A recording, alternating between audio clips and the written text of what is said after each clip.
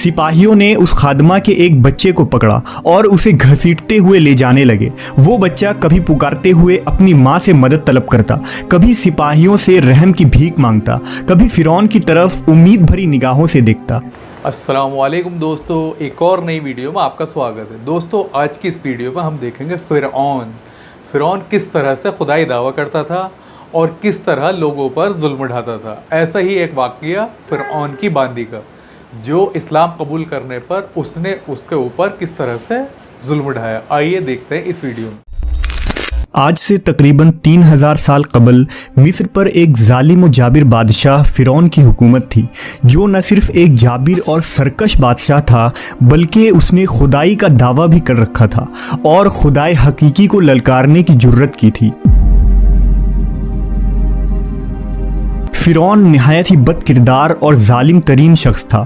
فرعون نے اپنی رعایا کو حکم دیا تھا کہ وہ اس کے آگے سجدہ کرے، اور جو کوئی بھی اسے سجدہ کرنے سے انکار کرتا وہ اس پر ظلم کے پہاڑ ڈھا دیتا، یہاں تک کہ اسے قتل کروا دیتا۔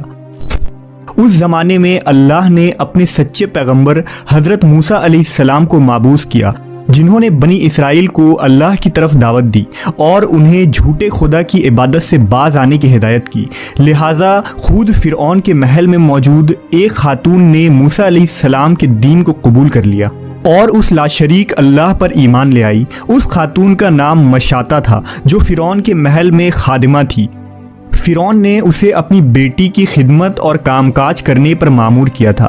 ایک دن کا واقعہ ہے کہ وہ خادمہ فرعون کی بیٹی کے بالوں میں کنگھی کر رہی تھی۔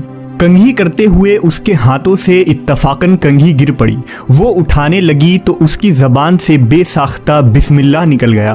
اس پر شہزادی نے کہا کہ تو نے آج عجیب کلمہ بولا، رب تو میرے باپ فرعون ہی ہے، تو پھر تم نے یہ کس کا نام لیا ہے؟ اس نے جواب دیا، فرعون رب نہیں بلکہ رب وہ اللہ ہے جو مجھے اور تجھے اور خود فرعون کو روزی دیتا ہے۔ شہزادی نے کہا، اچھا تو کیا تو میرے باپ کے سوا کسی اور کو اپنا رب مانتی ہے؟ اس نے جواب دیا، ہاں، میرا، تیرا اور تیرے باپ سب کا رب اللہ ہی ہے۔ شہزادی نے اس بات کی اطلاع اپنے باپ کو دے دی۔ وہ نہایت ہی غضبناک ہوا اور اس نے اس باندی کو اپنے دربار میں بلایا۔ جب وہ حاضر ہوئی تو فرعون نے پوچھا، کیا تو نے میرے سوا کسی اور کو اپنا رب مان لیا ہے؟ خادمہ نے صاف کہہ دیا کہ میں تمہیں خدا نہیں مان سکتی، میرا اور تیرا رب اللہ ہی ہے جو بلندیوں اور بزرگی والا ہے۔ جواب سن کر فرعون حیرت زدہ رہ گیا۔ اسے اتنی استقامت اور جرأت بھرے جواب کی امید نہ تھی۔ فرعون نے سوچا کہ اس عورت کو ایسی عبرتناک سزا دینی چاہیے کہ اس طرح کی جرأت دوبارہ کسی شخص کو نہ ہو۔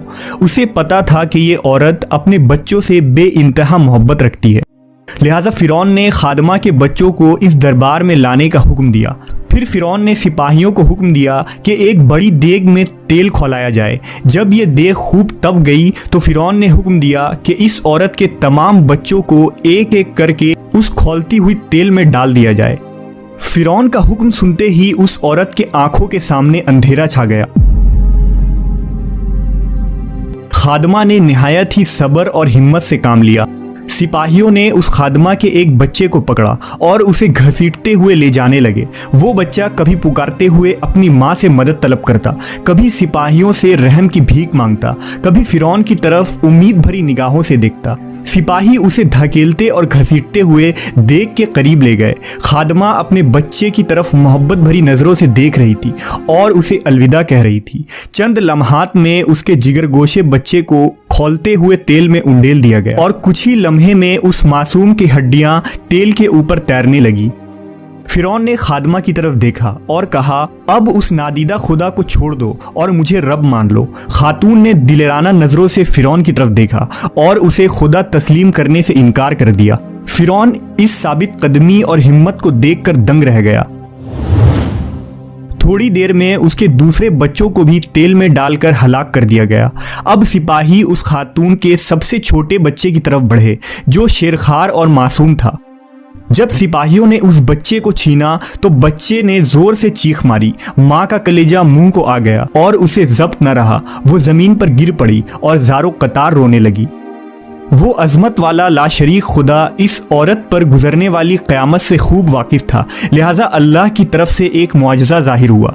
वो शेरखार बच्चा जो अभी बोल भी ना सकता था, उसकी ज़बान में बोलने की क़ुव्वत आ गई। भरी दरबार में बच्चा बोल उठा, ऐ मेरी माँ, तू हक़ पर है। बेशक दुनिया की सज़ा आखिरत के अज़ाब के मुकाबले में बहुत हल्की है।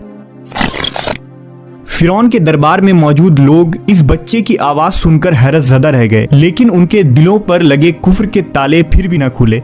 कुछ ही देर में इस बच्चे को भी देग में डाल दिया गया और ये बेखता मासूम मौत के आगोश में चला गया। अपने तमाम बच्चों को अपनी आंखों के सामने फ़िरौन के जुल्म के भेंट चढ़ते हुए देखने के बाद उस खादिमा का दिल फट पड़ा था। अगर वो चाहती तो अपने मासूम बच्चों को इस दर्दनाक मौत से बचा सकती थी। उसे सिर्फ एक कलमा कुफ्र पढ़ना था, मगर ये फ़कत जान बचाने का एक बहाना होता। मगर उसे यकीन था कि उसके रब के पास उसके लिए जो कुछ है वो इस ख़त्म हो जाने वाली दुनिया से कई ज़्यादा है। अब सिपाहियों ने उस खादिमा को पकड़ा और धकेल कर उस देग के पास ले गए। खादिमा के जहन में एक बात आई। उसने फ़िरौन की तरफ देखकर कहा, रुको, मेरी एक दरख्वास्त है। ये सुनकर फ़िरौन को कुछ उम्मीद पैदा हो गई। फ़िरौन ने कहा, हाँ बताओ, क्या ख्वाहिश है? औरत ने कहा, तुम मेरी और मेरे बच्चों की हड्डियां एक साथ जमा करके एक जगह दफन कर देना। फिर उसने अपनी आंखें बंद कर ली और उसे भी देग में फेंक दिया गया। इस वाक़े के 2000 साल के बाद आखिरी नबी हज़रत मोहम्मद सल्लल्लाहु अलैहि वसल्लम इस दुनिया में तशरीफ़ लाए। आपको एक रात मेराज के सफ़र पर ले जाया गया। मेराज की रात जब नबी सल्लल्लाहु अलैहि वसल्लम बुराक पर सवार होकर बैतुल मुक़द्दस पहुँचे तो आपको मिस्र की तरफ से एक खुशबू आने लगी। हुजूर ने जिब्राइल से पूछा, ए जिब्राइल, ये कितनी अच्छी खुशबू आ रही है, ये खुशबू कैसी है? जिब्राइल अमीन ने अर्ज़ की, या रसूल अल्लाह, फ़िरौन की एक बांदी थी जिसने ईमान के खातिर अपने और अपने बच्चों के जानों का सौदा किया था। उसके और उसके बच्चों के हड्डियों को जहाँ दफन किया गया था, जिस दिन उन्हें दफन किया गया उस दिन से लेकर आज तक ये खुशबू आ रही है और ये क़यामत तक आती रहेगी। बेशक हम खुशकिस्मत हैं कि अल्लाह ने हमें ईमान की दौलत से नवाजा, जिस ईमान को पाने के लिए लोगों ने अपनी और अपनी औलादों के जान के नजराने पेश कर दिए, जबकि हमें कितनी आसानी से ये दीन और ईमान मिल गया। दोस्तों, ये थी आज की हमारी वीडियो। उम्मीद करते हैं वीडियो आपको अच्छी लगी होगी। वीडियो को लाइक, चैनल को सब्सक्राइब करना ना भूलें। अल्लाह हाफिज़।